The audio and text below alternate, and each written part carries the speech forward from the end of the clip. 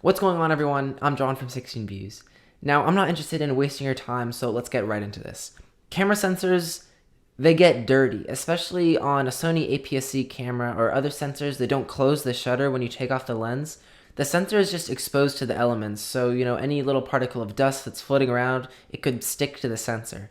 For the purposes of this video, I'm going to be using a Sony APS-C camera, but the methods that I'm using will generally work on any camera, maybe a Sony Full Frame, a Canon, a Nikon, anything. You just might be slightly different, but like the general encompass of what I'm doing is going to be basically the same.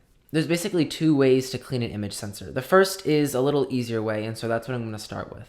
So in most camera settings, there is an automatic way that the camera will basically send ultrasonic vibration through the sensor to shake off any dust particles or anything like that. So on a Sony camera, go to the yellow setup box and then to setup to, and at the very bottom of that menu, you're going to see something that says cleaning mode. So just click on that and then press enter, and then your camera will do that little ultrasonic vibration on the sensor to hopefully shake off any dust particles. So that's supposed to shake the little dust particles off, but let's say you have maybe some bigger dust particles or maybe like a fingerprint or something a little more sizable.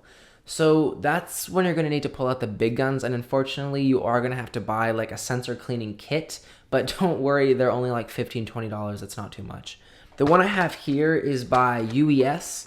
And these sensor kits, I'll link in the description, but you're going to want to make sure that you buy the one that goes with your sensor size. So I bought an APS-C sized one because my camera is APS-C, but if you maybe have a full frame or 4/3, you're going to want to buy, that accordingly because you have a little brush and you want that brush to fit your sensor size, but I'll link some in the description if you want to go and grab them. So either if you already have a cleaning kit, I'm going to walk you through how to do it. But if you need to order a cleaning kit, you can either just watch the rest of this video so you know kind of what to do when your cleaning kit arrives, or just save this video and then come back when your cleaning kit comes so I can just kind of walk you through how to do it safely. You want to grab your cleaning kit and then make sure you put your camera down on a very sterile surface because you don't want any, loose dust kind of flying around and getting on the sensor while you're trying to clean it, because that would be, kind of counterintuitive.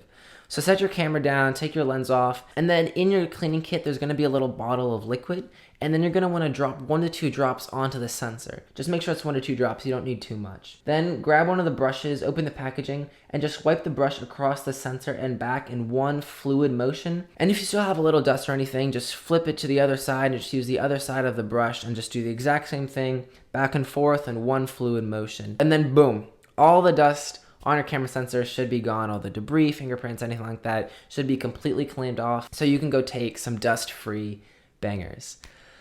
Whew, okay, that was a lot of information in hopefully a very short video, so if you need to rewind to go back, go ahead. If you need to slow it down, by all means.